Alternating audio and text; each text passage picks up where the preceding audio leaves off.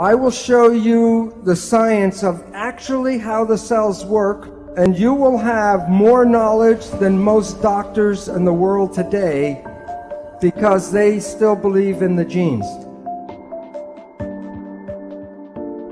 You are made out of 50 trillion cells, and the cells are the living entities. So you are a community, not a single person.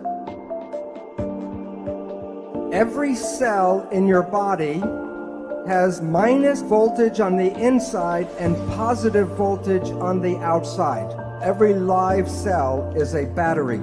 Every cell has about 1.4 volts. 50 trillion cells in the body times 1.4 volts is 700 trillion volts of electricity in your body right now. And with training and meditation, you can focus this energy called Qi, and you can use that energy for healing. So while you see yourself as a physical entity, the new physics, you are energy waves interacting with each other right now. All animals and all plants communicate with vibration. The gazelle doesn't have to go up to the lion and say, "Are you my friend?" Because at the distance, the energy could be felt and the gazelle will not go there because of bad vibes. If we, when we were young, were taught to be sensitive to the vibrations, we would not find ourselves in bad relationships and bad places. But we are usually told not to go by our feelings, but to listen to what people have to say. Language was designed to hide feelings. The point is, all organisms communicate by vibrations and know if they're in a good place or a bad place by reading the vibrations. We humans have that ability but are not trained to use that ability. When we see people, like if I look at the audience or you see us, we see people as physical particles and machines. But that's an illusion, because what we are interacting waves. That's why one person can affect another person just by being in the field. And today, physics studies the vibration, not the physical. In quantum physics, we don't study the particles, we study the waves. And we study how the waves interference. All of the waves together is called the field. So you're made out of atoms, but you also are the field. You are connected to everything because you can't separate waves. Now I'm going to show you how your thoughts go out and affect your life on the outside.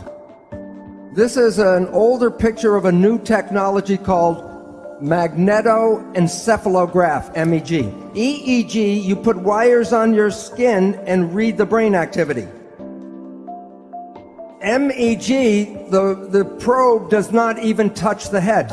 You can read your brain activity outside of your head. It's not magic. Your thoughts are not contained in your head. As I talked about, people are not particles, they're waves. And waves become entangled with each other.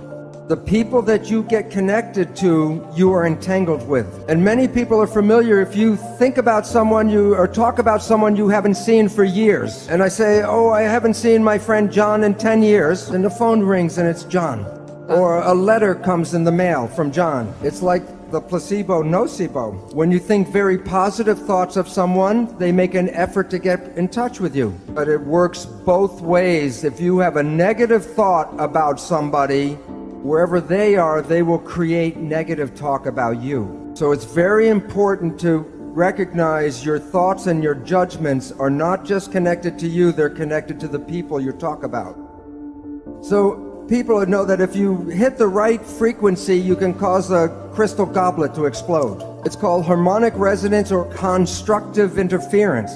You are like a tuning fork with your brain, and you're broadcasting frequencies of your thoughts. Which goblet is going to respond to your thoughts? The one that is harmonically resonant with your thoughts. If you live in fear, you're not going to activate the Dalai Lama, but you may get Scarface to show up.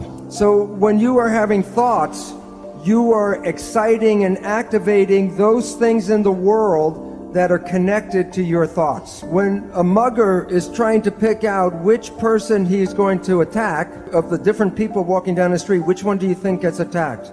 The one who is most afraid. Because the one who is most afraid will resonate, and that means that the mugger doesn't have to do anything, go boo, and everyone will give him everything. But while it works for individuals, it is very powerful when a whole group of people have the same thoughts. You can't make a war unless enough people are ready to make a war. I'm going to show a picture of mass action here, and it relates to in New York City, 1 year after 9/11.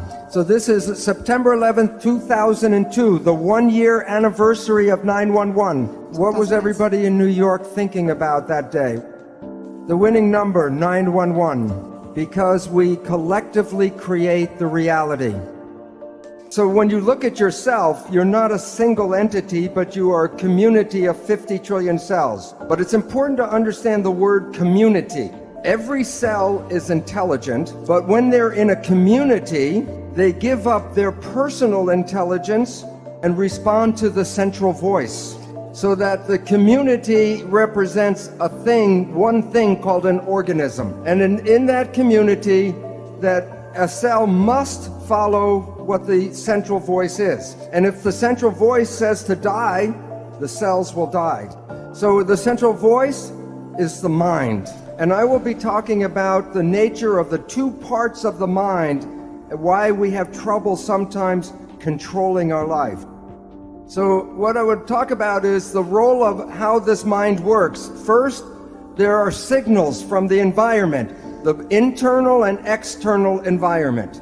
The brain, the function of the brain is to perceive the signals and then interpret those signals and then send the information to the cells to control the behavior and the genetics. So the function of the brain is perception, and from that creates the mind. Now, we have heard of something called the placebo effect, right? The placebo effect is when you have a very positive thought that something can heal you, even if you don't know it, but it's a sugar pill, but you believe it's the real medicine, then you can heal yourself with that. So the pill didn't heal you, it was the thought that healed you. Statistics reveal that 1/3 of all medical healings, including surgery, are the result of the placebo effect. Now, the issue is that the placebo effect is when you have positive thinking. What about negative thinking? And this is what medicine does not tell you, is that there is negative thinking, and it's called the Nocebo Effect. And in the same power that positive thinking can heal you, negative thinking can kill you. They're both the same effect. One is more positive, one is more negative, but the effects are exactly the same on your health. One will heal you, and the other can make you sick. The point is that negative thinking can create all the effects of chemotherapy. Now think about this. If a doctor tells you you have a disease, or the doctor tells you you're going to die, and you believe the doctor because he's the professional, the belief will give you a disease and can cause you to die. In the United States, in the South, there's a religious group called the Baptist Fundamentalists. And this one group works themselves up into a state of ecstasy, religious ecstasy. And they believe God protects them. And so they will work with snakes, poisonous snakes like rattlesnakes, and they will even get bitten by the snake and nothing happens to them. Now look at this though.